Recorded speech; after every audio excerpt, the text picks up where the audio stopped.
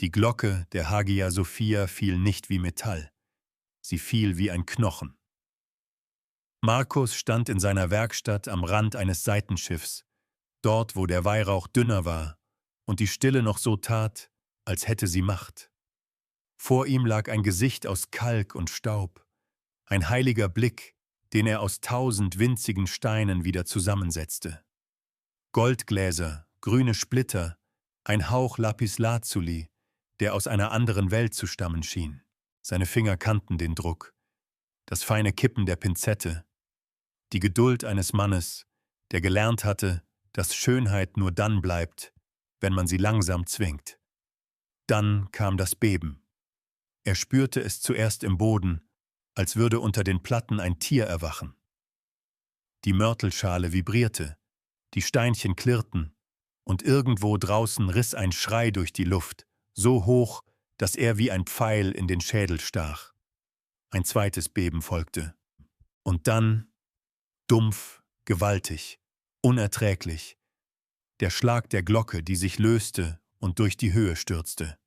Staub stieg auf, Menschen schrien. Markos warf sich instinktiv über seine Arbeit, als könne sein Körper den Heiligen schützen. Als er den Kopf hob, sah er, wie die Luft im Mittelschiff grau wurde.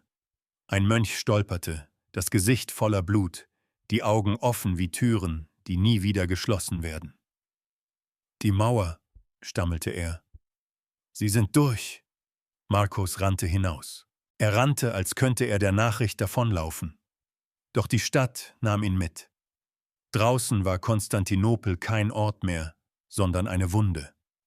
Das Brausen der Menge vermischte sich mit dem Knacken brennender Balken. Über den Dächern zogen Fahnen, die er nicht kannte. Kreuze, Farben, fremde Zeichen. Lateinische Rufe schnitten in die Straßen. Hufe schlugen auf Pflaster, als trommelte ein fremdes Herz. Markos drängte sich durch Menschen, die nicht mehr liefen, sondern flohen. Alte Frauen mit Ikonen an der Brust. Männer, die ihre Kinder auf den Schultern trugen, als wären sie die letzten Lasten der Welt. Ein Händler schob einen Sack mit Münzen vor sich her und weinte dabei, als hätte er sein eigenes Blut geraubt. Am Ende der Straße sah Markos, wie die ersten Bewaffneten in eine Gasse einbrachen. Sie hatten keine Gesichter, nur Helme, Ketten, Leder. Ein Mann wurde zu Boden geschlagen, weil er zu langsam war. Eine Tür wurde eingetreten, und aus dem Haus drang das Geräusch zerbrechender Keramik, als würden die Stunden selbst zerschlagen. Markos dachte an Irene, nicht an ihren Namen, nicht an ihre Stimme. Er dachte an ihre Hände, die morgens Teig kneteten, an ihren Blick, wenn sie ihm die Haare aus der Stirn strich, wenn er nachts noch arbeitete. Irene, die sagte, Konstantinopel sei aus Stein und Gebet gebaut, und deshalb könne es nicht fallen wie eine gewöhnliche Stadt. Er presste sich an eine Mauer und zwang sich, geradeaus zu sehen. Er musste nach ihr nach Hause, zu ihr, doch auf dem Platz vor dem Forum drückte sich die Menge zusammen. Da war kein Durchkommen mehr. Und mitten in dieser Verdichtung, dort wo Panik zu Ordnungslosigkeit gerinnt, stand ein Trupp Lateiner und begann, Menschen zu sortieren wie Ware. »Du«, rief einer und zeigte auf Markos. Markos wich zurück. Der Mann kam näher.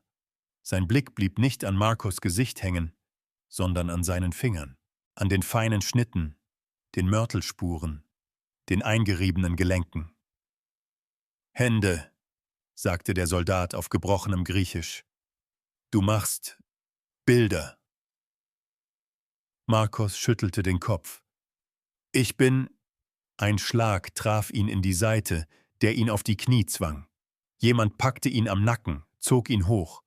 Das Geräusch von Eisenringen, das Schnauben von Pferden, das leise Wimmern einer Frau neben ihm.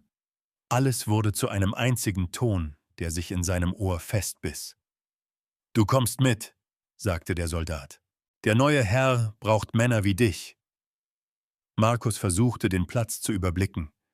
Er suchte Irene in den Gesichtern, in den gestreckten Armen, in den Tränen. Doch er sah nur die Flammen, die sich in Fenstern spiegelten, und den Himmel, der sich verfärbte, als würde er selbst verbrannt. Als man ihm die Hände band, spürte er, wie sich eine Wahrheit in ihm festsetzte. In dieser Nacht gehörte nichts mehr den Menschen, nicht einmal ihre Körper. Und während sie ihn abführten, hörte Markos hinter sich das Geräusch einer zweiten Glocke, nicht aus Metall, sondern aus Fleisch. Das Schreien der Stadt, die gerade verkauft wurde. Am Rand des Platzes sah er einen Stofffetzen auf dem Boden, klein, unscheinbar. Ein schmaler Streifen, den Irene immer in ihr Haar band, wenn sie arbeitete. Rot, ausgewaschen, aber unverkennbar. Markos Atem stockte. Denn wenn dieser Fetzen hier lag, dann war Irene nicht zu Hause. Dann war sie irgendwo in dieser Menge. Und jemand hatte sie bereits berührt. Am Ende der Nacht würde Markos nicht mehr fragen, ob er gehorchen muss, sondern wem er schneller zuvorkommen muss. Man brachte ihn nicht in ein Gefängnis, sondern in ein Gebäude, das nach feuchtem Stein und fremdem Schweiß roch. Eine ehemalige Werkstatt, vielleicht einst für Mosaiken genutzt, nun voller Kisten, Säcke, halber Beute. Überall lagen Dinge, die heilig gewesen waren. Zerbeulte Kelche, abgerissene Brokatstücke, Ikonen mit abgeplatzten Gesichtern. Als hätte jemand Gott selbst aus dem Rahmen gerissen. Ein Mann in dunkler Kleidung stand in der Mitte. Kein Ritter, eher ein Schreiber oder Verwalter, das Gesicht hart vom Rechnen. Neben ihm ein bewaffneter Wächter, der sich aus Langeweile an den Nägeln kratzte. »Du bist Markos«, sagte der Verwalter, ohne zu fragen. Er hatte offenbar eine Liste. Markos antwortete nicht. Sein Hals war trocken. »Du wirst arbeiten«, fuhr der Mann fort. »Der neue Hof braucht Zeichen, Bilder, Glanz. Man kann ein Reich nicht nur mit Schwertern halten.« Markos Blick fiel auf eine Kiste. Darin lagen kleine Würfel aus Goldglas, exakt wie die, die er sonst in der Hagia Sophia verwendete. Nur dass sie nun in groben Händen lagen, zwischen Silber und Messing, als wären sie Münzen. »Ich bin kein Hofmann«, sagte Markos leise. »Ich bin ein Handwerker.« Der Wächter lachte kurz, der Verwalter nicht. »Handwerker sind nützlich, Hofmänner sind ersetzbar.« Er trat näher, nahm Markos linke Hand, drehte sie wie ein Stück Ware. »Du hast gute Gelenke, keine groben Schwielen. Du arbeitest fein.« Markos zog die Hand zurück. »Ich suche meine Familie, eine Frau, später.« Das Wort fiel wie eine Tür, die zugeschlagen wird. »Zuerst dienst du.« Man gab ihm Werkzeuge, Pinzetten, Messer, ein kleines Metalllineal. Alles vertraut, nur dass es sich anfühlte, als hätte man ihm seine eigene Haut zurückgegeben, aber an falscher Stelle. Er begann zu arbeiten, weil er leben wollte. Nicht für den neuen Hof, sondern für Irene. Er dachte, wenn ich lebe, kann ich suchen. Wenn ich tot bin, gehört sie endgültig anderen. Als er die Steine sortierte, spürte er Blicke. Andere Gefangene, andere Handwerker, Männer mit leeren Augen. Einer flüsterte, »Sie holen euch, weil ihr gebraucht werdet. Danach werdet ihr wieder ersetzt.« »Wo bringen Sie die Frauen hin?« fragte Markos. Der Mann zuckte kaum sichtbar mit den Schultern. »Dorthin, wo man sie zählen kann.« Später, als der Verwalter ihn in einen Nebenraum schickte, um hier Material zu prüfen, fand Markos zwischen zwei Säcken etwas, das nicht hierher gehörte. Ein kleines Stück Stoff. Rot. Er hob es auf, rieb es zwischen den Fingern. Nicht nur rot, sondern die spezielle, schmale Webart, die Irene mochte, weil sie sagte, sie könne damit alles binden. Haare, Brot, Wunden. Am Ende des Streifens war ein winziger Knoten, den Markos kannte, weil er ihr einmal dabei zugesehen hatte. Ihre Geduld, ihr Lächeln, als wäre die Welt noch ordentlich. In diesem Moment hörte er draußen Stimmen. 2 lateinische Soldaten redeten. Er verstand nur Bruchstücke, doch ein Wort stach hervor, weil es in jeder Sprache gleich schmeckt. Mercatus, Markt. »Heute Abend«, sagte einer, »noch vor dem Morgengrauen. Alles weg, bevor die Griechen wieder etwas versuchen. Markos Herz schlug schneller. Er drückte den Stoff in seine Faust, bis er ihn kaum noch spürte. Er wusste nicht, ob Irene dort war. Aber wenn sie nicht zu Hause war, wenn dieser Stoff hier lag, dann war sie irgendwo, wo Menschen alles weg sagten. Am Ende der Schicht durfte er kurz hinaus in den Hof. Die Luft war rau von Rauch. Von fern hörte man das Murmeln einer Menge. Nicht das Murmeln von Gebet, sondern das Murmeln von Kauf. Markos sah über die Mauern hinweg. Er sah keine Irene, nur die Stadt, die immer noch brannte, und dazwischen die Schatten, die sich bewegten wie Ströme. Er begriff, Irene war nicht verschwunden. Sie war in ein System gefallen. Und Systeme öffnen sich nicht durch Bitten. Als man ihn zurück in die Werkstatt drängte, wusste Markos, dass er in dieser Nacht nicht schlafen würde. Er würde zählen. Wege, Wachen, Zeiten. Denn wenn der Markt vor dem Morgengrauen stattfand, hatte er nur Stunden. Und jede Stunde, die er arbeitete, war ein Schritt näher daran, dass Irene verkauft wurde. So wurde aus dem Gehorsam ein Plan. Und aus dem Plan ein Hunger, der nicht mehr nach Brot verlangte, sondern nach einem Bruch im Schloss. Der Platz roch nach Öl, Pferd und Angst. Markos hatte nicht Erlaubnis bekommen zu gehen. Er hatte einfach aufgehört, auf Befehle zu warten. Als die Werkstatt kurz unbeaufsichtigt war, schob er sich mit gesenktem Kopf hinaus, wie ein Schatten unter anderen Schatten. Er hielt Werkzeuge unter dem Mantel, nicht als Waffen, sondern als letzte Ausrede. Wenn sie ihn fangen, kann er sagen, er sei geschickt worden. Je näher er dem Geräusch kam, desto weniger war es ein Geräusch. Es war eine Masse aus Stimmen, ein lebendiges Fell über dem Pflaster. Fackeln warfen Lichtkegel, in denen Gesichter kurz aufblitzten. Gier, Ekel, Müdigkeit. Am Rand standen Reihen von Menschen, zusammengebunden, manche mit Tüchern über dem Mund. Nicht, weil sie krank waren, sondern weil man wollte, dass sie leise bleiben. Markos sah Kinder, die sich an Röcke klammerten, sah Männer, die sich starr machten, als könnte starre Würde sein. Und dann sah er Irene, nicht sofort. Erst dachte er hätte sie nur erfunden, weil er sie zu sehr suchte. Aber dann erkannte er den Nacken, die Art, wie sie den Kopf hielt, als würde sie sich weigern, zu knicken. Ihr Haar war lose, das rote Band fehlte. Ihre Hände waren auf dem Rücken gebunden, an ihrem Arm eine fremde Hand, grob, als wäre sie ein Griff. Markos Brust zog sich zusammen. Er wollte ihren Namen schreien. Stattdessen schluckte er ihn hinunter, weil er begriff, wer schreit, wird sichtbar. Sichtbarkeit war in dieser Nacht ein Todesurteil. Ein Mann mit einer Liste trat vor die Reihe. Er rief Zahlen aus, nicht Namen. Neben ihm ein Lateiner, der lachte, als wären Zahlen ein Spiel. Irene stand da wie ein Stein, der gelernt hat, nicht zu weinen. Markos schob sich näher, Schritt für Schritt. Er hörte Sätze, die in verschiedenen Sprachen dasselbe bedeuteten. Wie alt? Kann sie arbeiten? Nimm 2, ich gebe dir weniger. Ein Händler zeigte auf eine Frau und machte eine Bewegung, die Markos Magen umdrehte. Er griff nach Irene, ohne es zu merken. Seine Hand streifte die Luft zwischen ihnen. Da spürte er einen Griff an seiner Schulter. Du da, sagte eine Stimme auf Griechisch, leise, gefährlich. Nicht so. Markos drehte sich. Ein Mann, vielleicht ein byzantinischer Aufseher, vielleicht ein Verräter im Dienst der Neuen.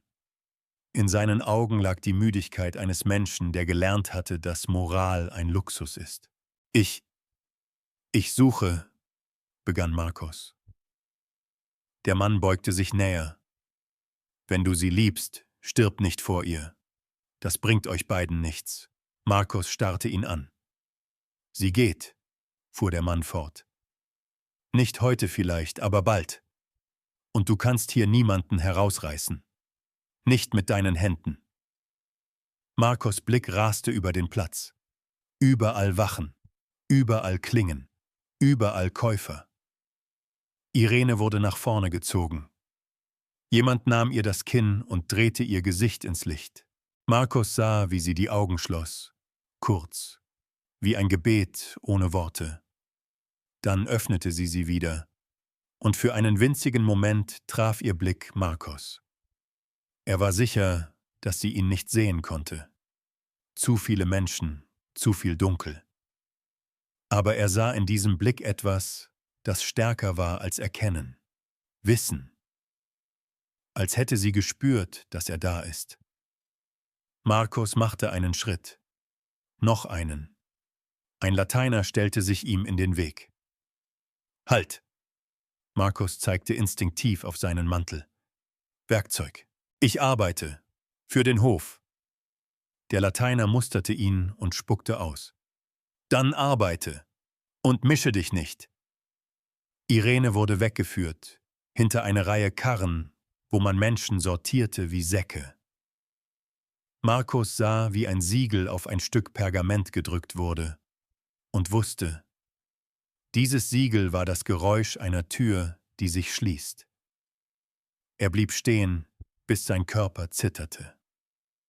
Nicht vor Kälte, sondern weil er begriff, dass seine Liebe gerade einen Preis bekam, den er nicht zahlen konnte. Als er sich endlich zurückdrängte, sah er am Rand des Platzes zwei Männer streiten. Lateiner, beide bewaffnet.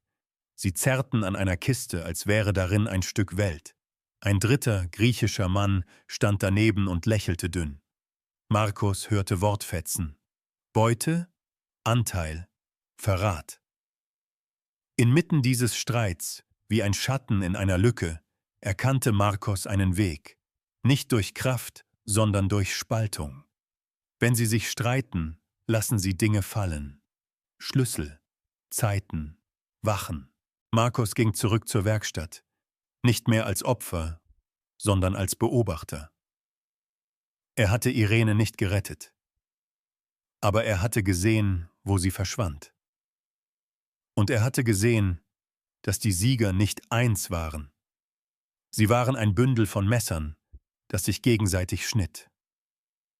Als Markos in die Dunkelheit zurücktrat, nahm er den Geruch des Marktes mit, und daraus wurde der Entschluss, nicht mehr zu ziehen, sondern zu hebeln.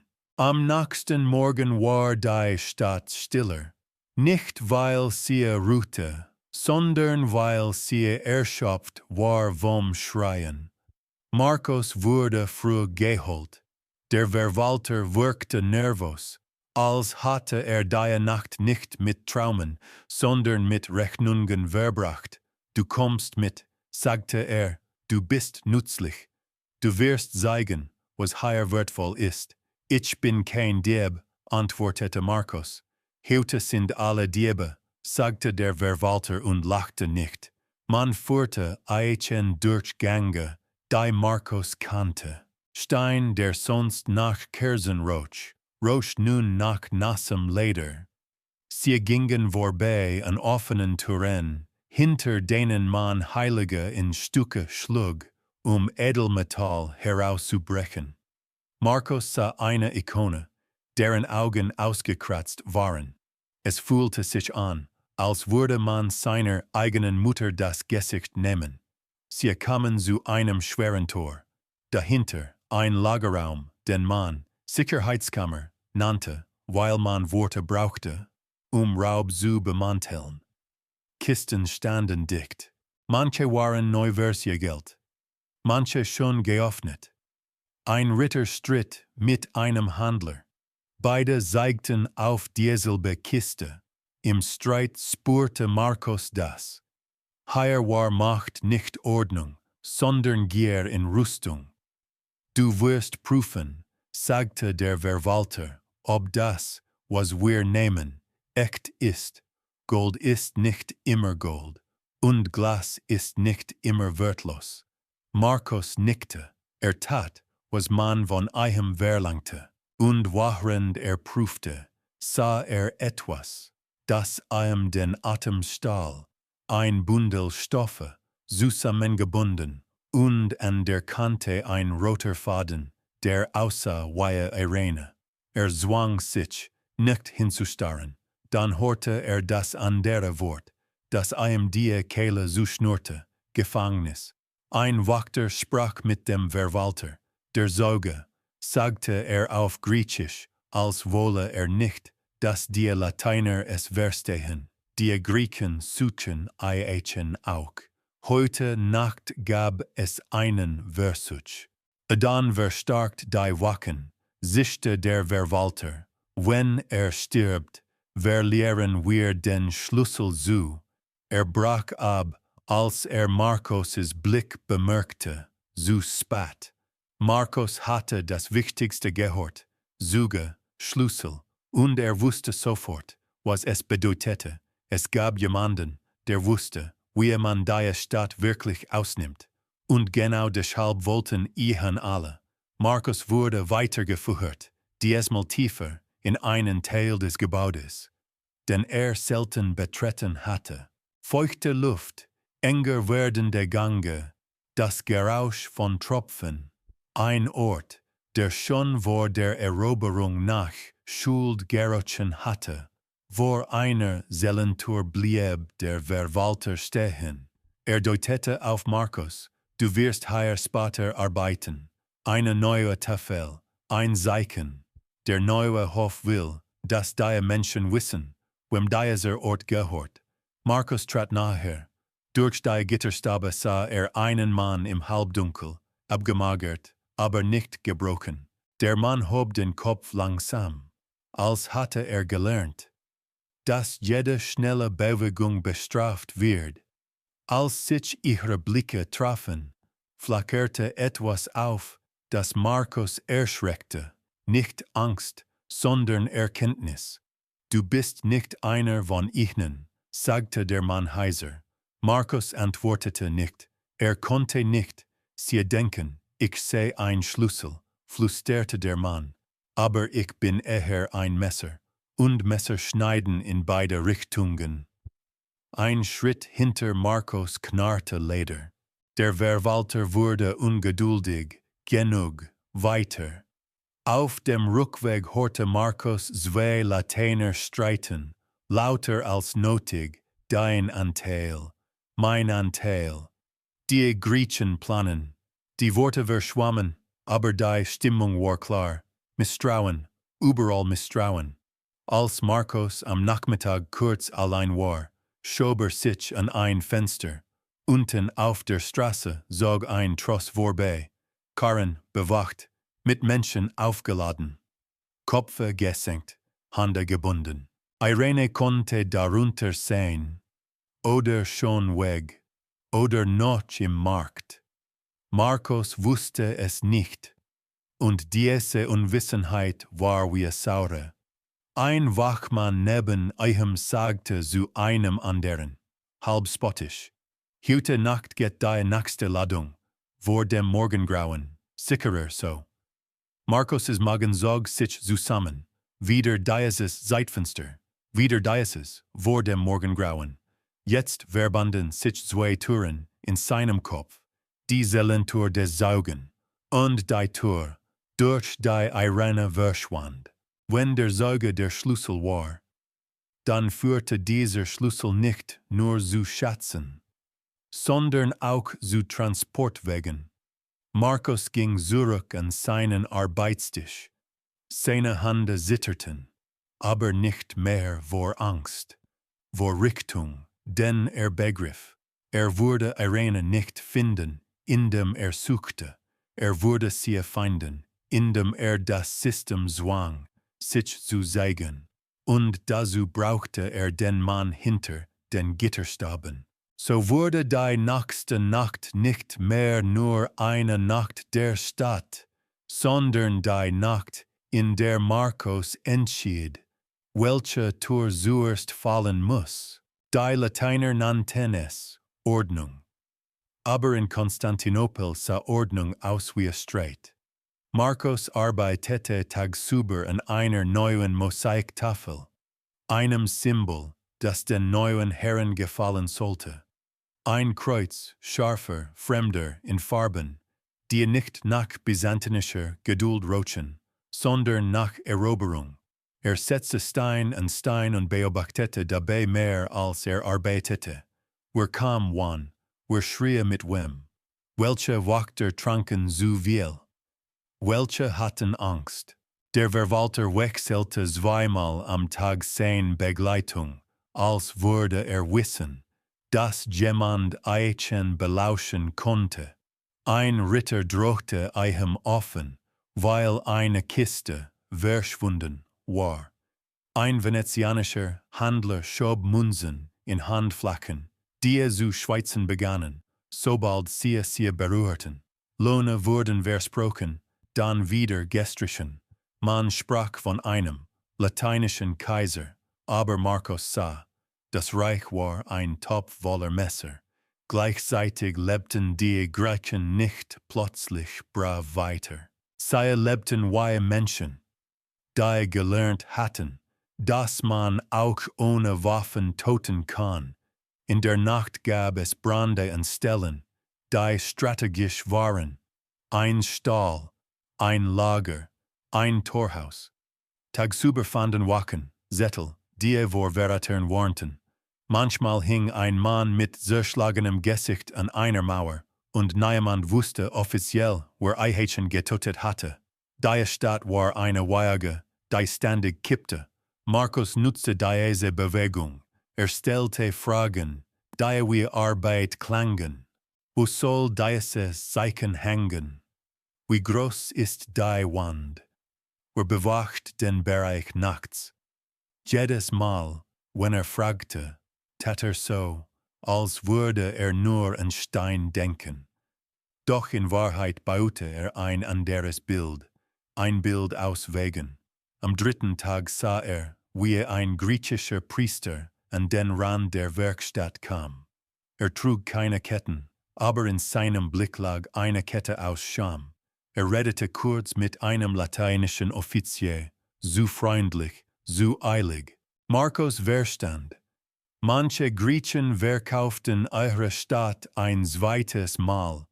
Nun an die neuen Herren, zu überleben.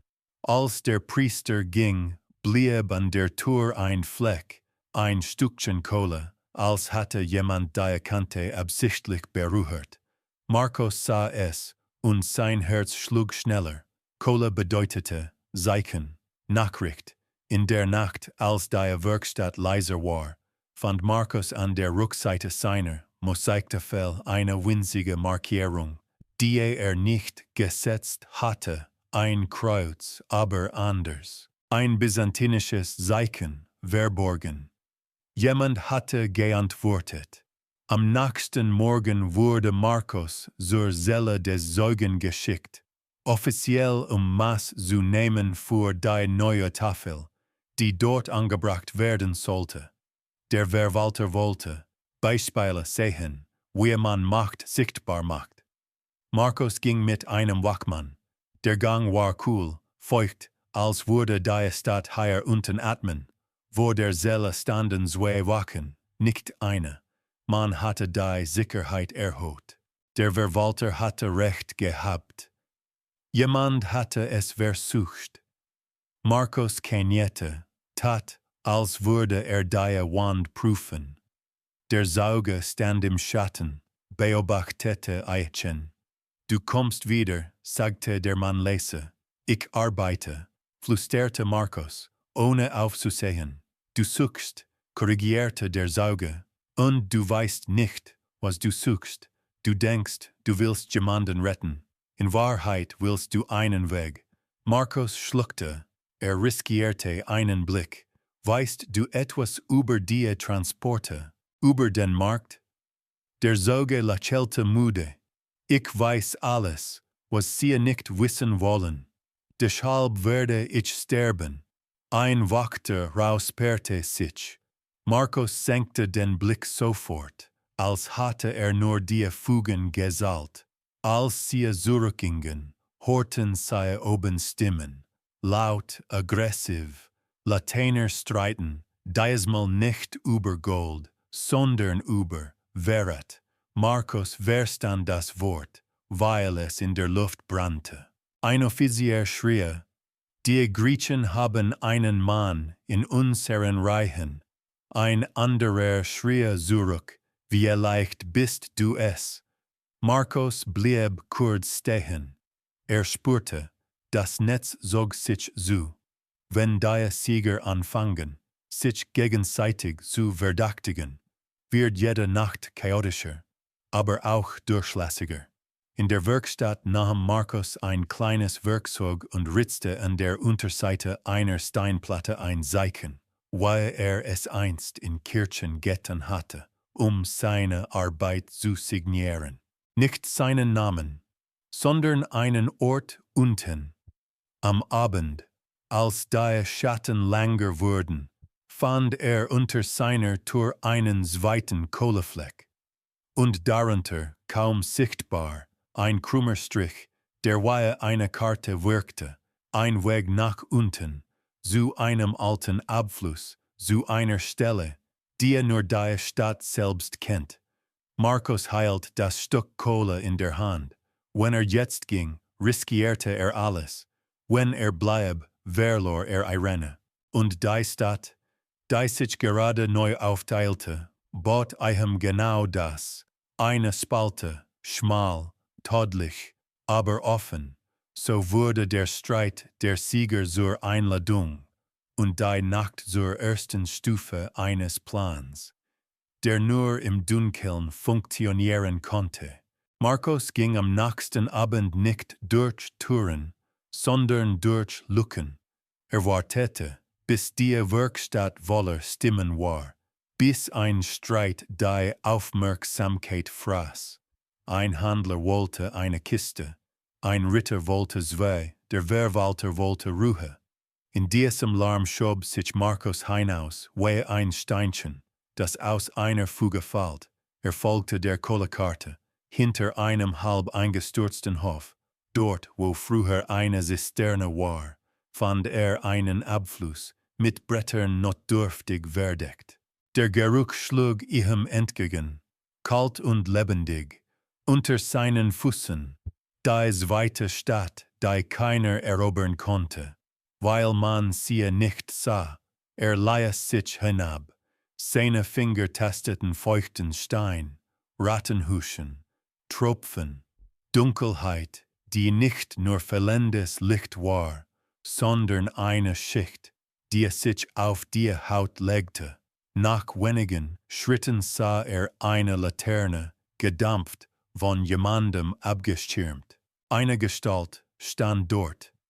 Ein Mann in abgetragenem Mantel, vielleicht ein Schreiber, vielleicht ein ehemaliger Wächter. Sein Gesicht war halb im Schatten, aber seine Augen waren wach. Markos, sagte als hatte Eichen schon immer gekannt. Wer bist du? Flüsterte Markos. Einer, der nicht mochte, dass die Stadt stirbt, ohne dass jemand sich erinnert. Der Mann nickte nach hinten. Zwei weitere Gestalten traten aus dem Dunkel.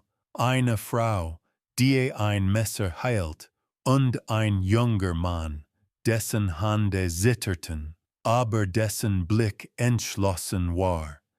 Seid Griechen, sagte Markos, Menschen, korrigierte die Frau, und du. Bist du noch Handwerker oder schon Diener? Markos hob die Hände, zeigte die Mortalspuren. Ich diene, weil ich atme, ich suche Irene. Ein Moment Stille. Der junge Mann senkte den Blick, wir suchen. Der erste Mann trat nahe. Wir wissen von den Transporten. Wir wissen, wo sie die Menschen sammeln. Aber wir wissen nicht alles. Und das Entscheidende sitzt hinter Gittern.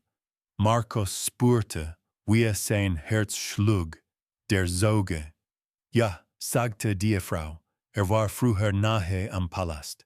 Hat Lissen gesehen, Wege, Namen.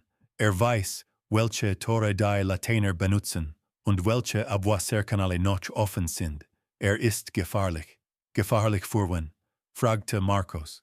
Vor alle, die aus der Beute ein Reich machen wollen, antwortete der Mann mit der Laterne, vor die Lateiner.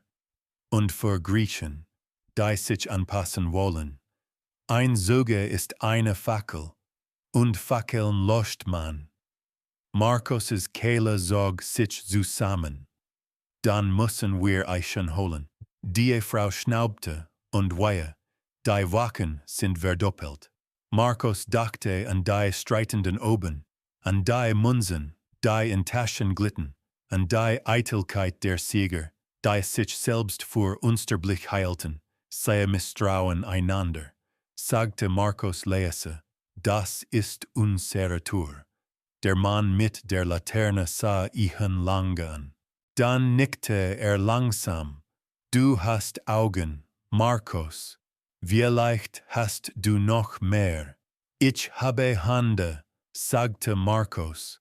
Und ich weiß, wie man Zeichen setzt, die man nicht sofort sieht. Zog aus seiner Tasche ein winziges Stück Goldglas. Wenn ich morgen weiterarbeite, kann ich ein Zeichen im Mosaik verstecken. Ein Symbol, das nur ihr verstet. Es sagt euch, wann die Wachen wechseln, wann der Verwalter abgelenkt ist. Der junge Mann trat nahe. Du riskierst viel. Markos dachte an Irene am Markt, an ihr Gesicht im Fackellicht. Ich habe bereits verloren, sagte Ich riskiere nur, ob es endgültig wird. Sie blieben noch kurz im Tunnel.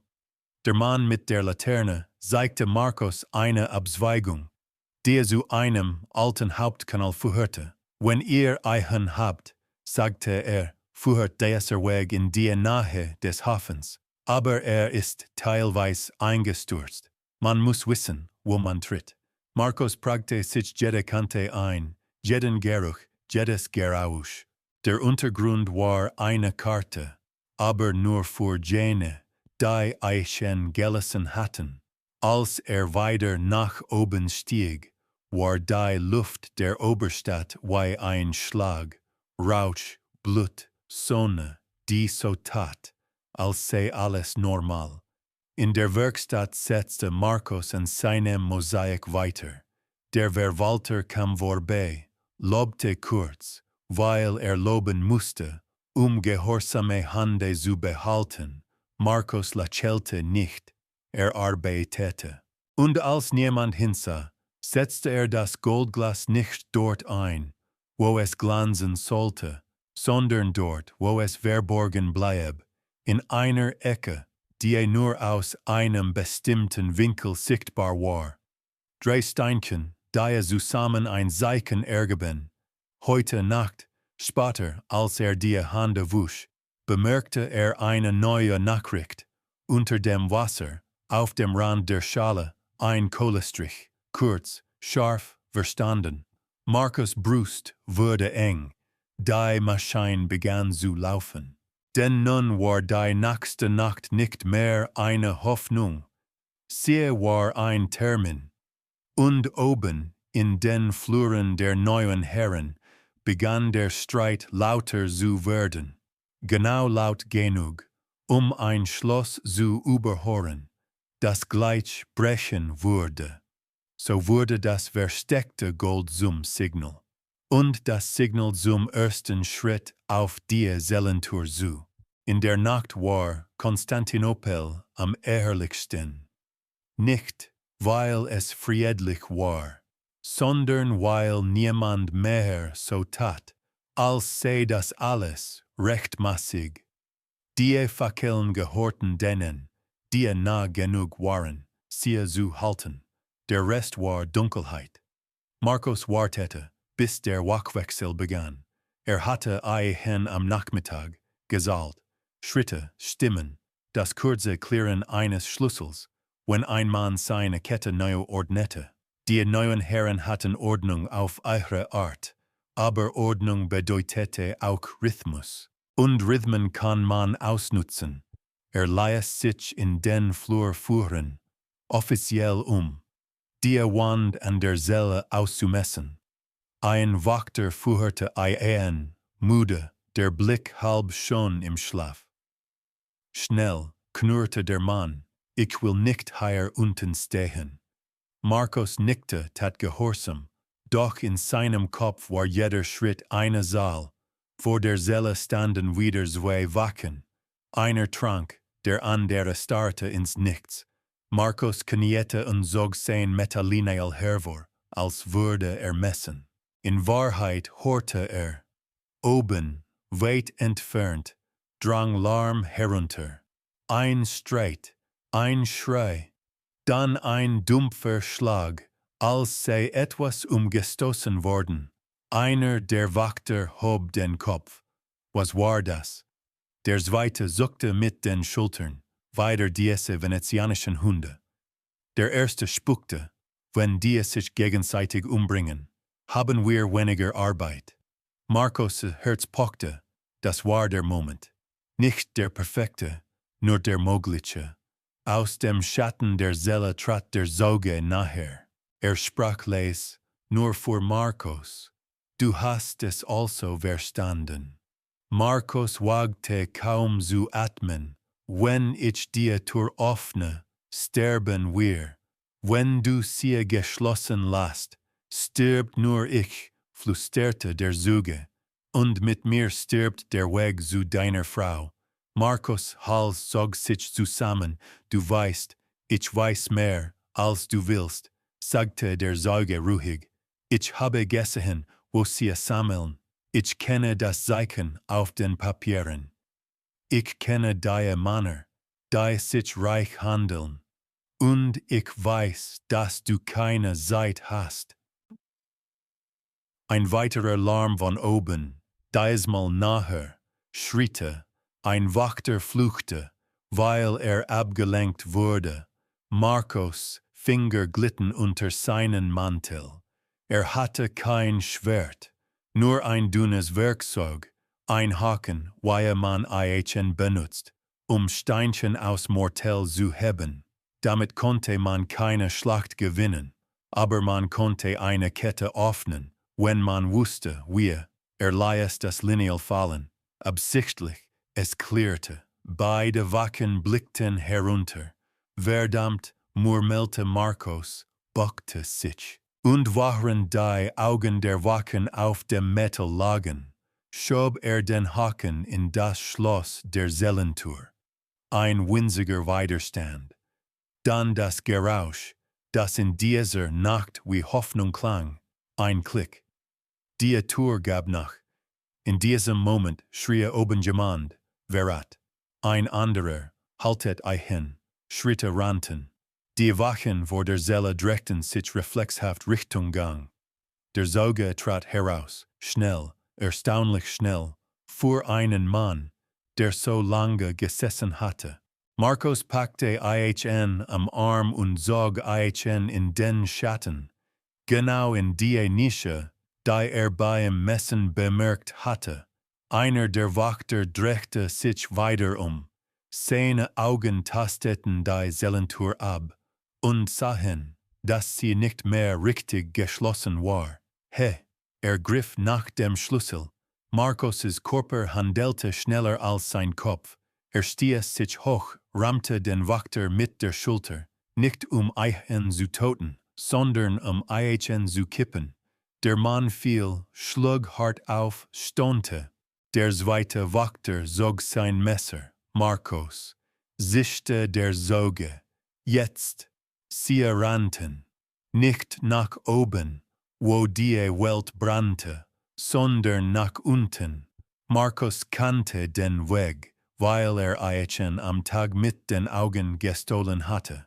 Sie bogen in einen Seitengang, dann durch eine Tür, die halb offen stand, weil jemand sie in der Eile vergessen hatte. Hinter ihnen horten sie Geschrei, Türen, Befehle. Als sie den Hof erreichten, war die Nachtluft wie ein Messer. Fackeln flackerten. Menschen rannten, ohne zu wissen wohin. Genau das war das Geschenk der Stadt. Chaos. Markos zog den Zeugen zu einer Mauer, wo ein Abflussgitter war. Hatte es tagsüber gesehen, unscheinbar. Sorg mit dem Haken die rostige Stange heraus, die es heilt. Der Sauge half, obwohl seine Hände zitterten. Wenn wir darunter gehen, guckte Markos, werden sie werden dick toten. Wenn du oben bleibst, sagte der Sauge. Unten haben wir zumindest Wege. Sie glitten hinab. Der Tunnel nahm sie auf wie ein Maul. Wasser bis zu den Knöcheln. Kalte, die sofort in die Knochen kroch. Hinter einen, oben, horte Markos das Klirren von Rüstung. Rufe, da, der Sauge stieß Markos an, links, nicht rechts, rechts ist eingestürzt. Markos folgte, tastete sich vor, das Licht ihrer kleinen Laterne war schwach, aber genug, die Wand zu sehen, die Stadt seit Jahrhunderten trug. Sag mir, flüsterte Markos, wachren sie hasteten, wo ist Irene? Der Sauge sogerte nur einen Atemzug. Dann sagte er, sie ist noch in der Stadt. Nicht weit vom Hafen. Sie wird vor dem Morgengrauen verladen. Markos spürte, wie sich seine Kehle so schnurrte. Dann müssen wir müssen zuerst überleben, sagte der Sauge hart. Und dann müssen wir den Streit oben benutzen. Denn du kannst sie nicht aus einer Reihe sehen. Du musst die Reihe zerreißen. Hinter einen wurde das Gerausch der Verfolger leiser. Nicht, weil sie aufgaben, sondern weil sie nicht wussten, welchen Tunnel sie nehmen sollten. Markos und der Sauge rannten weiter, tiefer, und Markos begriff, hatte die Tür geöffnet, aber damit erst die zweite Tür sichtbar gemacht, diejenige, die zum Hafen führte. Und die Zeit lief, als sie an einer Abzweigung hielten, die nach oben führte, wusste Markos, der Sauge war frei, und nun war Irene das nächste Schloss. Sie kamen kurz vor dem Morgengrauen wieder an die Oberfläche, nicht aus Freiheit, sondern aus Not. Der Tunnel führte sie in einen halb eingestürzten Keller, dessen Decke nach Rauch. Dort, im Dunkel zwischen Schutt, konnten sie atmen, ohne dass jeder Atem sie verriet. Der Sauge lehnte an der Wand und schloss die Augen. Seine Brust hob und senkte sich, schnell kontrolliert. Markos merkte, dieser Mann hatte nicht überlebt, weil stark war. Hatte überlebt, weil wusste, wann man still sein muss. Wie heißen sie dich? Fragte Markos endlich. Der Sauge lachte kurz trocken. Sie nennen mich Vieles. Früher war ich ein Schreiber, nah genug, Dinge zu hören, nicht nah genug, sie zu ändern. Und jetzt bin ich ein Problem. Markos schluckte. Du hast gesagt, Irene wird verladen. Wo? Der Sauge öffnete die Augen am Rand des Hafens. Nicht dort, wo die großen Schiffe liegen, sondern wo man schnell verladen kann, ohne dass der ganze Hafen es sieht. Man nutzt die Unruhe immer vor dem Morgengrauen. Markos' Kopf dröhnte, alles wiederholte sich. Dieses Zeitfenster, diese Logik. Es war kein Zufall, es war Methode. Wie kommen wir hin? Nicht allein, sagte der Sauge. Wenn du dort auftauchst, sehen sie deine Hände und wissen, dass du nicht hingehorst. Du brauchst Chaos. Größeres Chaos als ohnehin schon. Markos dachte an die lateinischen Streitigkeiten, an die gierigen Händler, an die griechischen Schatten, die Messer hatten und Wut, die Griechen unten, begann Markos. Der Sauge hob eine Hand. Sie sind nicht ein Volk, Markos, so wie die Lateiner nicht ein Heer sind. Es gibt Griechen, die kämpfen, Griechen, die verkaufen, Griechen, die beten, und Griechen, die hoffen, dass der neue Herr weniger schlimm ist als der alte. Du musst verstehen, In Konstantinopel ist jeder jetzt eine Fraktion. Markos spürte einen bitteren Geschmack im Mund. Was willst du von mir? Der Sauge sah ihn lange an. Ich will leben. Und ich will, dass man später weiß, wer diese Nacht gekauft hat. Dann hilf mir, sagte Markos. Hilf mir, Irene zu holen. Ich helfe dir, sagte der Sauge, wenn du verstehst, dass du nicht nur sie holst. Du holst auch mich aus dem Blick derer, die mich töten wollen. Markos nickte. War nicht naiv. Seit dem Markt nicht mehr. Sie warteten, bis die ersten Gerausche des Morgens begannen. Schreite, Husten, das Sehen von Karren. Dann schleichen sie aus dem Keller. Die Straßen waren nicht leer, aber die Müdigkeit lag über ihnen wie ein Tuch. An einer Kreuzung blieb der Zug stehen. Deutete auf eine Gasse. Dort sammeln sie die Menschen, nicht direkt am Wasser. Erst dort. Dann, wenn es Zeit ist, gehen sie in einem Zug, wie viele. Genug, dass du nicht kämpfen kannst, sagte der Zuge. Markos ballte die Faust. Seine Fingernagel schnitten in die Haut. Dann muss ich den Zug brechen. Ja, sagte der Sauge, und du brauchst dafür einen Grund, der groß genug ist, dass die Lateiner sich gegenseitig im Weg stehen. Markos' Blick fiel auf ein paar Männer, die ein Banner trugen, Lateiner, aber nicht Ritter, Handlerleute, sie stritten. Einer schob den anderen, der Sauge folgte Markos' Blick. Du seiest es, Gier ist lauter als Befehl.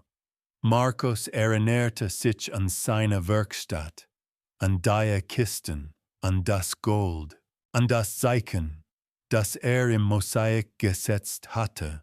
Unten warteten Menschen auf sein Signal. Ich kann eine Nachricht senden, sagte Markos. An die Griechen im Tunnel. Sie können einen Angriff vortauschen.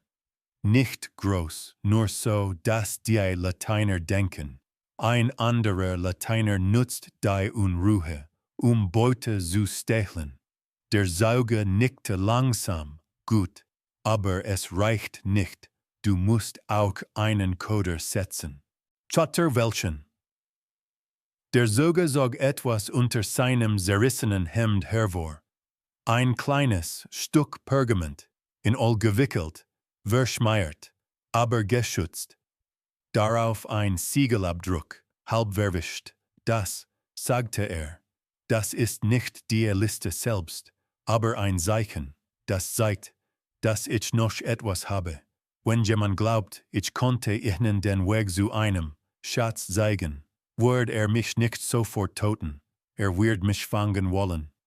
Markos starrte auf das Pergament. Du willst dich als Coder benutzen. Ich bin es ohnehin, sagte der Sauge. Lieber so, dass wir die Richtung bestimmen. Markos spürte, wie es sich in ihm etwas verhärtete. Das war mehr als Rettung. Das war ein Spiel mit Messern. Und wenn sie dich fangen, dann musst du entscheiden, sagte der Sauge ruhig, ob du Irene retten willst oder mich. Beides wird vielleicht nicht gehen. Markos Atem stockte, sah Irene im Fackellicht, sah die gebundenen Hände. Ich werde nicht wacheln, sagte leise. Der Sauge lächelte traurig. Das sagen alle, bevor sie es müssen. Sie bewegten sich Richtung Tunnelzugang. Markos musste zu den Griechen, musste das Zeichen geben. Der Sauge musste nahe genug an die Sammelstelle, sichtbar zu sein, aber nicht gefangen. Als Markos an einer Mauer vorbeiging, sah frische Kohlestriche. Wow, die Griechen waren bereits in Position. Markos schrieb mit zitternder Hand eine Antwort. Hafen, vor morgen, Coder. Drückte die Kohle in die Fuge, als war es ein Gebet. Dann wandte sich denn nun war alles gesetzt, der Sauge als Coder, der Hafen als Ziel, die Fraktionen als Brandstoff, und über allem hing die Uhr, die niemand sah, vor dem Morgengrauen. So wurde Wissen zum Preis, und der Preis zur letzten Nacht, in der Markos Irene noch als Mensch zurückholen konnte. Die Nacht kam zurück, obwohl der Tag nahe wirklich da gewesen war. Markos stand im Schatten eines eingestürzten Bogens, nahe dem Zugang zum Tunnel, und wartete. Der Sauge war weiter vorne, dort, wo man ihn sehen konnte, wenn man suchte. Er bewegte sich wie ein Mann, der weiß, dass er beobachtet wird und das ausnutzt. Aus dem Tunnel stiegen zwei der Griechen auf, die Frau mit dem Messer und der junge Mann. Ihre Gesichter waren schwarz von Ruß, die Augen hell. Alles bereit? Flüsterte Markos. Die Frau nickte. Wir machen Lärm. Nicht genug, zu sterben. Genug, die Lateiner glauben zu lassen. Jemand anderes greift ihre Beute an. Der junge Mann schluckte, und wenn sie trotzdem schießen, dann rennst du, sagte die Frau. Heute ist kein Tag für Heldentum. Heute ist ein Tag für Touren. Markos nickte. Touren. Immer weiter Touren. Er deutete Richtung Sammelstelle. Der Zug startet dort. Irene ist, er brachte den Satz nicht zu Ende. Er musste sie als Ziel denken. Nicht als Schmerz, sonst würde er stolpern. Sie trennten sich. Markos bewegte sich an der Außenseite der Straßen entlang, nahe Mauern, nahe Schatten. Der Zug ging absichtlich über offeneres Pflaster, als hatte er keine Angst. Das war der Unterschied zwischen ihnen. Markos hatte etwas zu verlieren. Der Zug hatte nur noch etwas zu beweisen. Als die Stunde kam, hörte Markos zuerst das Zeichen, ein kurzer Schrei, weit entfernt, dann das Aufflodern eines Feuers. Nicht groß, aber sichtbar. Menschen liefen, Wachen riefen, Griechen, schrie jemand, nein, Venezianer, schrie ein anderer. Genau so, wie Markos es gehofft hatte. Verwirrung, da er sich selbst fütterte. Dann sah er den Zug, Karren bewacht, Menschen gebunden, Köpfe gesenkt. Ein Offizier ritt nebenher, die Hand am Schwert, die Augen wasch vor Angst, nicht vor Mut.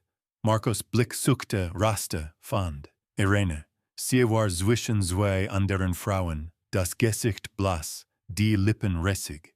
Doch als sie stolperte, richtete sie sich wieder auf, als würde sie sich weigern, dem neuen Reich den Genuss ihres Zusammenbruchs zu schenken. Markos Kehle brannte. Er zwang sich, nicht zu ihr zu rennen. Nicht jetzt, der Zug bewegte sich nachher an den Zug heran, so dass ein Wachmann ihn bemerken musste. Markos sah, wie der Zug das Pergament kurz sichtbar machte, nur einen Hauch, wie ein Funke. Ein Wachmann erstarrte. Du, rief er, stehen bleiben. Der Zug tat, als wolle er fliehen. Nicht zu schnell, nicht zu langsam, genau richtig, den Jager zu wecken. Der Offizier schrie Befehle.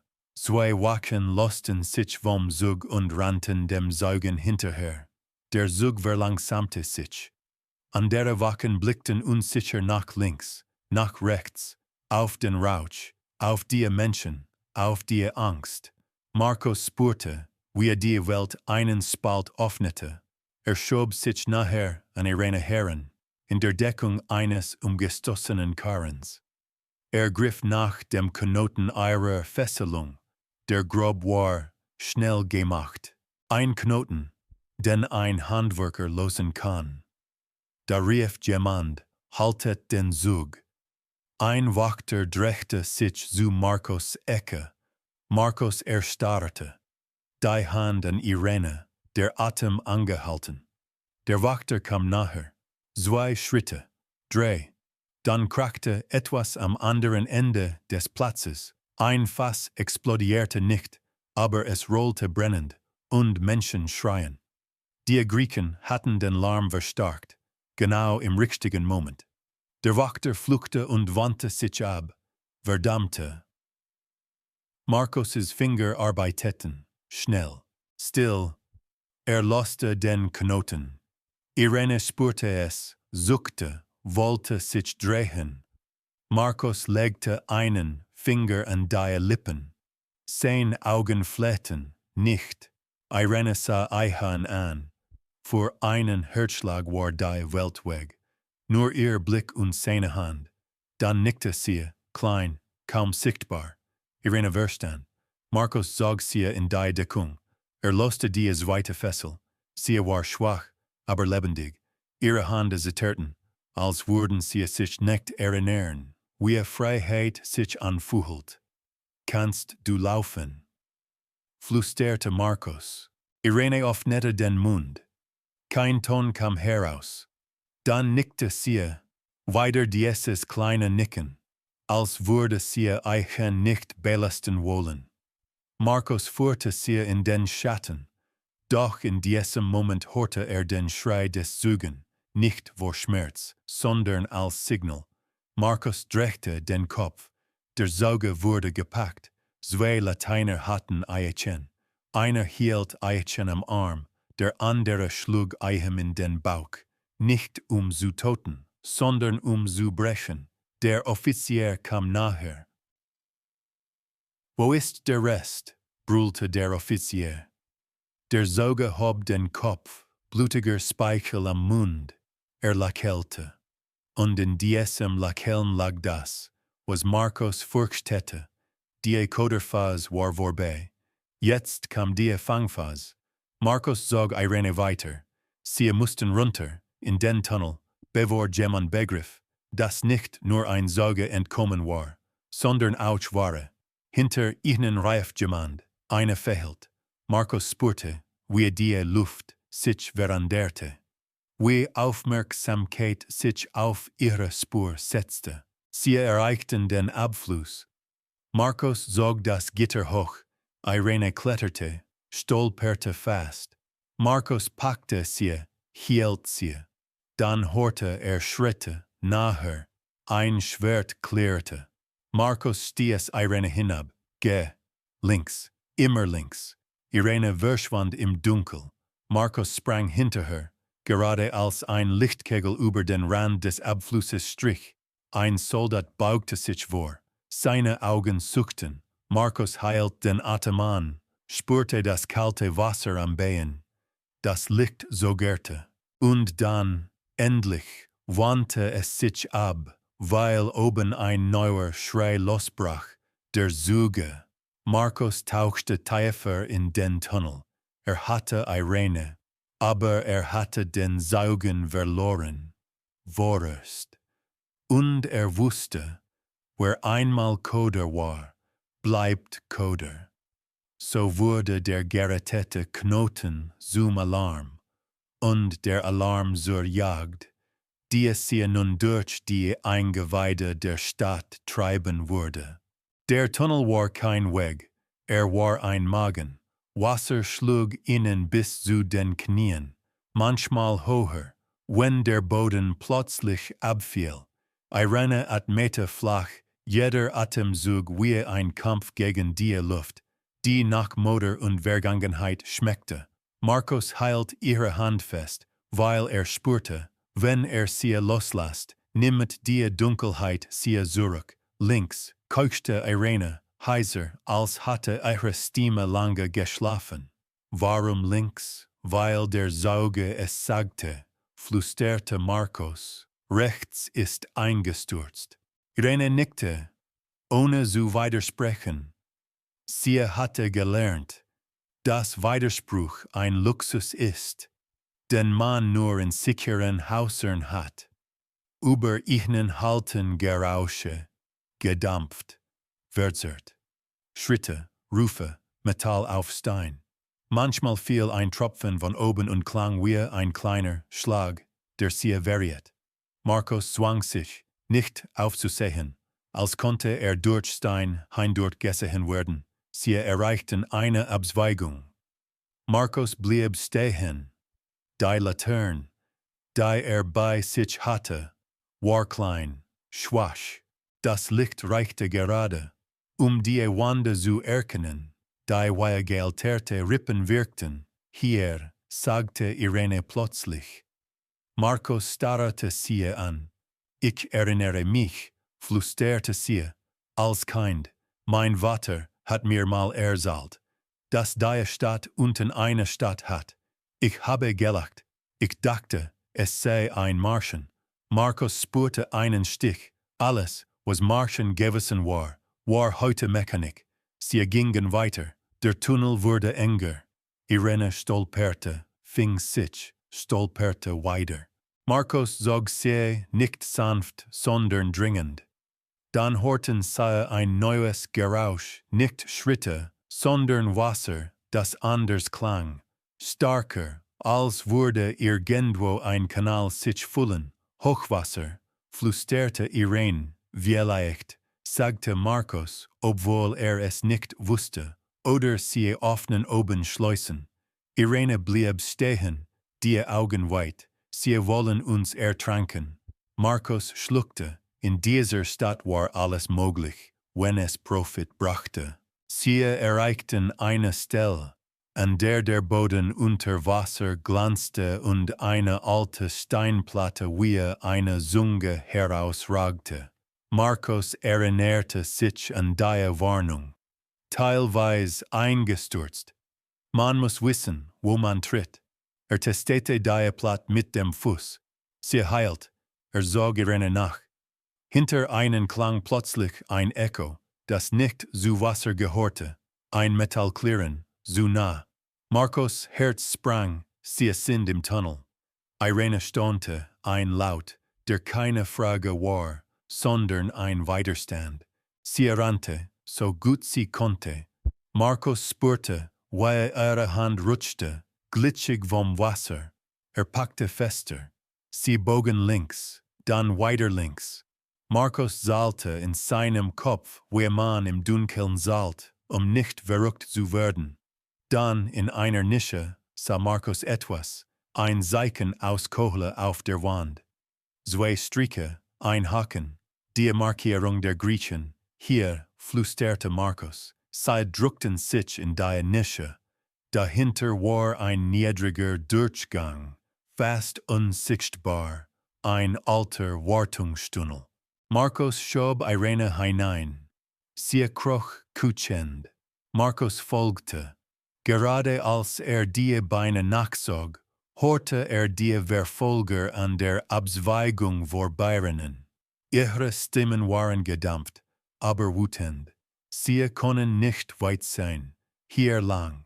Markos hielt den Atem an, bis seine Brust schmerzte. Irene zitterte vor Kälte. Als die Schritte weiterzogen, wagten sie sich vor. Der Wartungstunnel führte zu einem anderen Hauptkanal, der starke Rosch, als wäre alter. Markos spürte, sie waren tiefer in der Stadt, nahe an dem Teil, der niemandem gehört, weil allen gehört. Irene flüsterte, Markos, der Sauge. Markos' Hals zog sich zusammen. Sie haben ihn, und wenn redet, dann werden sie ihn trotzdem töten, sagte Markos bitter, aber vielleicht nicht sofort. Irene nickte verstand, und dann sagte sie etwas, das Markos nicht erwartet hatte. Du musst dich nicht für mich opfern. Markos starrte sie an, obwohl sie kaum sehen konnte. Ich opfere niemanden. Ich hole dich. Ich hole hin. Ich. Irene drückte seine Hand. Markos, hör mich. Ich habe gesehen, wie sie Menschen anschauen. Wie Dinge. Sie werden dich ansehen wie ein Werkzeug. Du musst entscheiden, wann du Werkzeug bist und wann du Mensch bist. Markos' Kehle brannte. Wollte antworten, aber es fehlten Worte.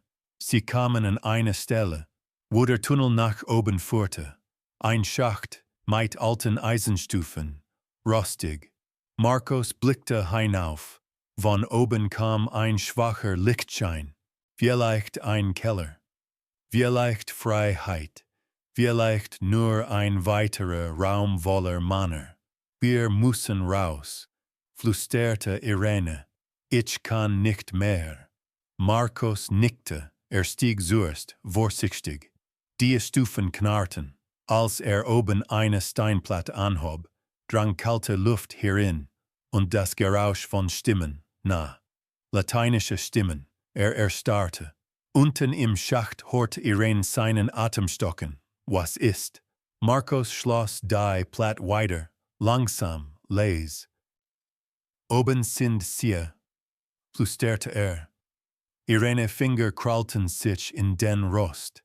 Dann, wo jetzt? Markos' Blick fiel auf eine Seitenrinne, die kaum bemerkt hatte. Ein schmaler Weg, niedriger, dunkler, aber Weg von den Stimmen. Weiter, sagte Markos, noch weiter, bis zum Hafenrand. Dort gibt es einen Ausgang. Irene schloss kurz die Augen, als würde sie in sich hineinbetten. Dann öffnete sie weiter und nickte. Sie krochen tiefer, erneut. Und Markos wusste, sie waren dem Tod entkommen, aber nicht der Jagd. Denn oben würden sie bald merken, dass nicht nur eine Ware fehlt, sondern auch der Mann, der sie befreit hat. So wurde der Tunnel zur Kehle der Stadt, und jeder Schritt darin zum letzten Atemzug vor dem nächsten Kampf. Als sie endlich weiter an die Oberfläche kamen, war die Luft wie eine fremde Sprache. Sie stiegen in einem Lagerhaus aus, nahe dem Rand des Hafens, wo Holz nach Salzwasser, roch und jedes Geräusch doppelt hallte. Markos drückte die Steinplatte zurück an ihren Platz und ließ Irene auf einem Sack zusammensinken. Ihr Gesicht war grau, die Lippen blau, aber sie lebte. Markos kniete vor ihr, hielt ihr Gesicht zwischen seine Hände. Du bist hier, flüsterte als musste sich selbst überzeugen. Irenes Augen waren trocken. Vielleicht hatte sie keine Tränen mehr übrig. Ich bin hier, kraxte sie, aber die anderen. Markos schluckte, wusste, dass sie recht hatte. Und wusste auch, spähte durch einen Spalt im Holz. Draußen bewegten sich Gestalten, Wachen, Kehren, und, am Rand, unter einem provisorischen Dach, stand der Sauge, gefesselt, Blut im Gesicht, doch stand noch, neben ihm der Offizier, der ihn gefangen hatte. Und ein weiterer Mann, reich gekleidet, ein Händler, dessen Hände sauber waren. Saubere Hände in dieser Stadt waren verdächtig. Der Händler redete schnell. Der Offizier hörte zu, nickte, schüttelte den Kopf, nickte wieder, man verhandelte. Markos spürte, sie wurden den Saugen nicht einfach toten. Sie wollten Eichen auspressen. Und sobald leer war, wurden sie Eichen wegwerfen. Irene folgte seinem Blick. Du willst, ich muss, sagte Markos. Ist der Grund, warum wir den Weg kennen. Ohne Eichen, ohne seine Informationen. Werden sie neue Transporte machen, neue Märkte, neue Irene. Irene sah Eichen lange an. Dann sagte sie leise, du riskierst mich. Ich riskiere uns, antwortete Markos. Zog seine Werkzeuge aus dem Mantel. Der Haken, die kleine Klinge, die Pinzette, lackerlich gegen Schwerter. Aber Markos dachte nicht an Kampf. Dachte an Ablenkung. Ich brauche Chaos, flüsterte Irene hob den Kopf. Du hast es schon einmal gemacht. Markos nickte. Und es hat uns hierher gebracht. Jetzt muss es größer sein. Blickte hinaus. Am Hafen lagen Kisten, die halb geöffnet waren. Beute, Silber, Stoff, Goldglas. Dinge, für die Männer sterben, weil sie glauben, sie konnten damit leben. Markos nahm einen kleinen Stein und warf ihn. Traf eine Kiste, gerade so, dass sie kippte und ein metallisches, klirren versagte. Ein Wachmann drehte den Kopf, dann eins weiter. Misstrauen glitt wie all über Gesichter. Markos warf den zweiten Stein, harter. Die Kiste fiel. Deckel sprang auf, Silber blitzte im fahlen Licht. Schrie jemand. Diebstahl. Sofort standen zwei Lateiner einander gegenüber, als waren sie schon immer Feinde gewesen. Einer zeigte auf den anderen. Du. Nein, du. Der Handler schrie etwas, wütend, weil sein Profit bedroht war. Der Offizier brüllte Befehle. Chaos wuchs nicht, weil Markos es gemacht hatte, sondern weil es bereits überall war. Markos hatte nur eine Nadel gesetzt, zog Irene hoch. Jetzt, flüsterte wir gehen raus. Wir nehmen den Saugen in der Bewegung. Hauchte Irene, wenn alle nach den Kisten schauen, sind die Knoten die Schwachstelle, sagte Markos. Sie schlichen aus dem Lager, gedruckt an der Wand. Markos' Augen arbeiteten schneller als seine Hände. Sah den Weg. Zwei Wachen links, eine rechts, eine Luke, wenn der Offizier sich dreht. Der Offizier drehte sich. Markos sprang vor, rammte den Haken in die Fessel des Zugen, zog. Die Kette gab nicht sofort nach. Markos fluchte leise, riss erneut. Der Sauge hob den Kopf, erkannte Markos. Ein Schatten von Humor in seinem Blut. Du bist verrückt. Spatter, knurrte Markos. Irene stand neben Markos, hielt den Saugen, damit nicht fiel. Ihre Hände zitterten, aber sie hielten. Ein Wachmann sah es, da, schrie Sie nehmen hin. Markos' Welt schrumpfte auf Sekunden. Zerrte die Kette, endlich, ein Klick. Die Fessel sprang auf. Der Zuge stolperte, fast fiel aber Irene fing an. Sie rannten, nicht weit. Nur bis zur nächsten Gasse, bis zum Eingang zum Abfluss, den Markos bereits kannte. Doch hinter ihnen brüllten Stimmen, Schritte, Schwerter. Der Offizier war schneller als Markos erwartet hatte. Ritt eine Ecke, das Pferd schnaubend, die Klinge gezogen. Markos zog Irene und den Zugen in einen schmalen Durchgang. Doch der Offizier folgte, sprang vom Pferd, blockierte ihnen den Weg. Zischte. Sein Blick blieb in Markos' Händen hängen, der Handwerker. Markos stellte sich vor Irene, vor den Zugen. Der Offizier hob das Schwert. Gib ihn her, und vielleicht lebst du. Der Sauge couchte. Markos. Irene flüsterte. Wir können nicht. Markos' Kopf raste. Sah links eine Tür, halb offen. Dahinter, dunkel, vielleicht ein Keller, vielleicht ein Sackgasse. Rechts, der Abfluss, offen, der Weg nach unten. Aber der Offizier stand genau zwischen einen und dem Abfluss. Markos begriff, was tun musste. Nicht kämpfen, nicht verhandeln. Musste den Offizier einen Herzschlag lang ablenken. Markos zog aus seinem Mantel das Pergamentstück, das Siegelzeichen, das der Sauge getragen hatte. Hielt es hoch. Du willst wissen, wo der Rest ist, rief Markos laut, so laut, dass andere es hören konnten. Dann tote mich nicht, sonst weißt du es nie. Der Offizier zögerte, nur ein Atemzug, aber in diesem Atemzug drehte sich sein Kopf minimal, Richtung Geräusch, Richtung Gier. Und genau in diesem Atemzug stieß Irene den Saugen nach unten in den Abfluss, sprang hinterher, zog Markos' Arm. Markos ließ das Pergament fallen, absichtlich, wie ein Köder, der auf den Boden klatscht. Der Offizier riss die Augen herunter. Markos sprang, spürte den Rand des Abflusses, das kalte Metall, dann das Wasser, das Eihorn schluckte, oben hörte das Schwert in der Luft schneiden, so spat. Unter Wasser hörte nur das eigene Blut.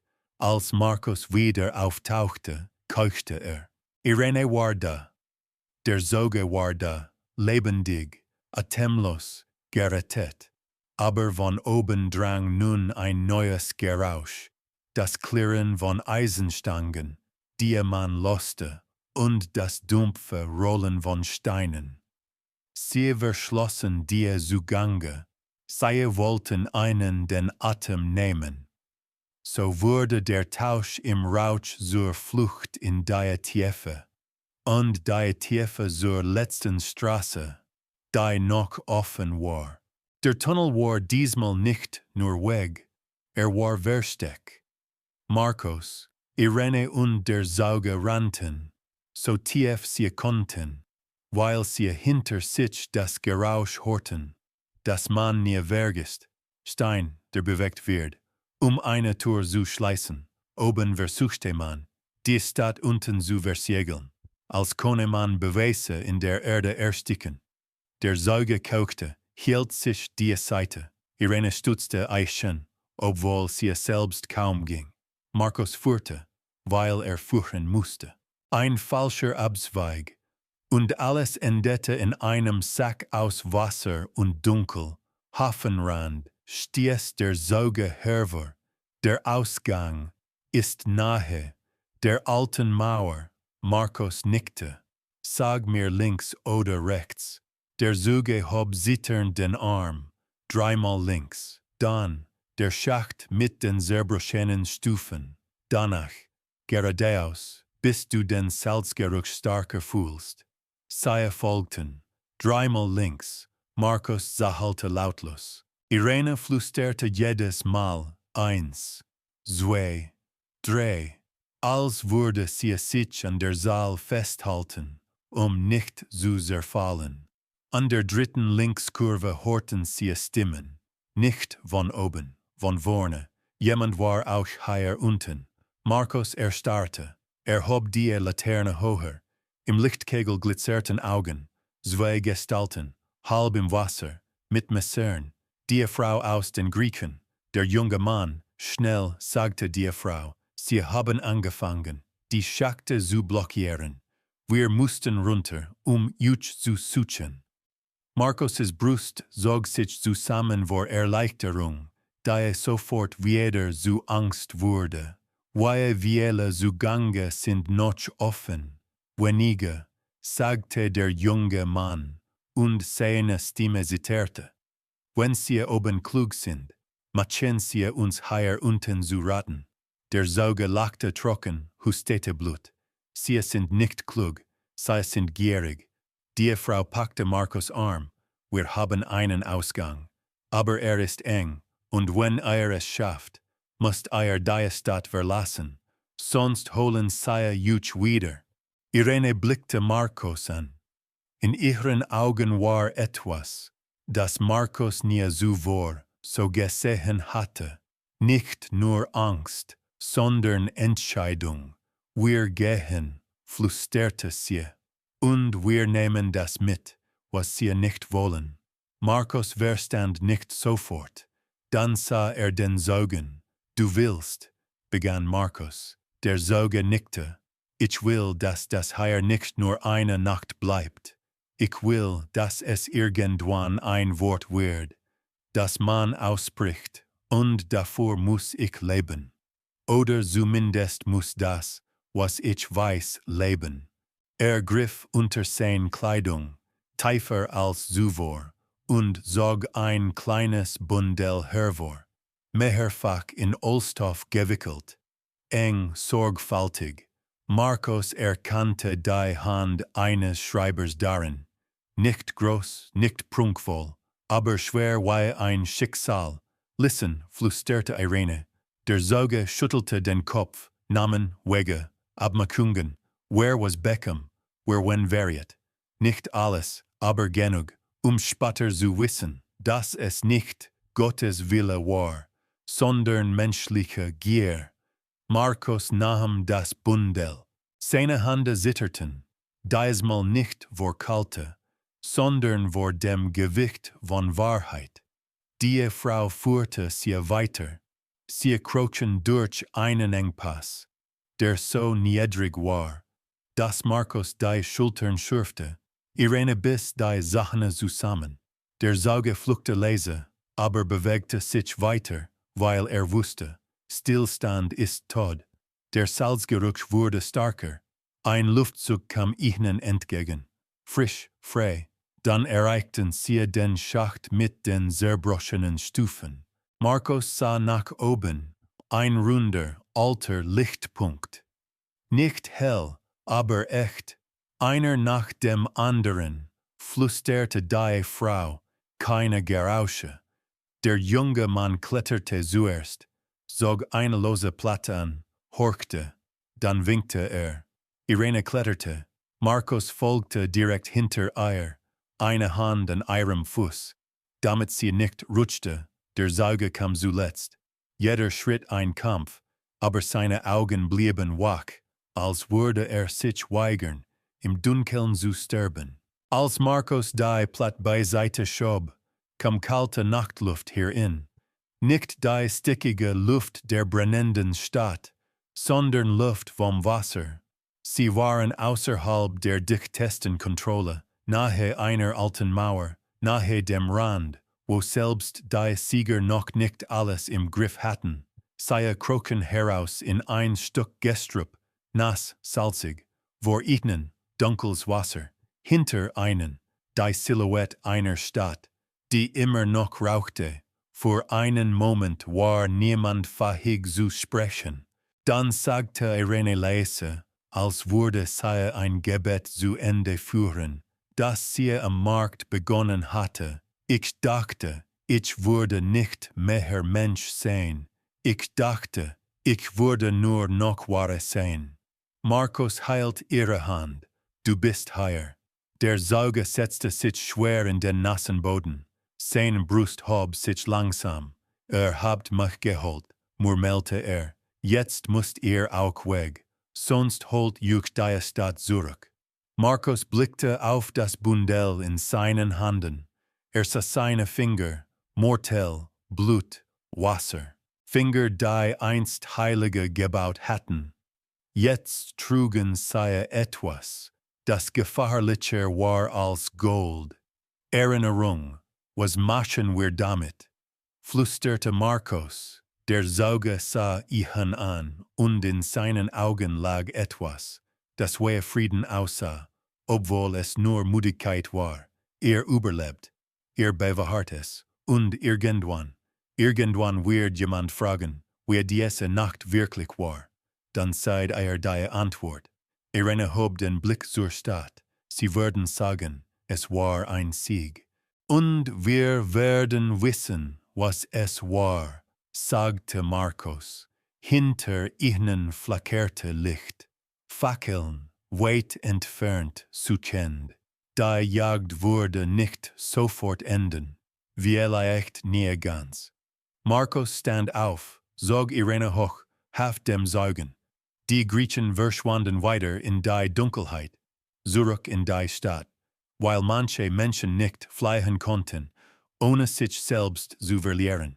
Markos führte Irene am Wasser entlang, weg von den Straßen, weg von den Stimmen. Jeder Schritt war schwer, aber jeder Schritt war ein Nein zu dem, was man einen aufzwingen wollte. Und während die Stadt hinter ihnen brannte, trug Markos das kleine Bundel unter seinem Mantel, dicht an der Brust. Nicht wie Beute, sondern wie ein Herz, das man verstecken muss, damit es weiter schlagt. Denn in der Nacht von 12:04 hatte die Macht den Besitzer gewechselt, aber die Wahrheit hatte einen Weg gefunden, zu entkommen.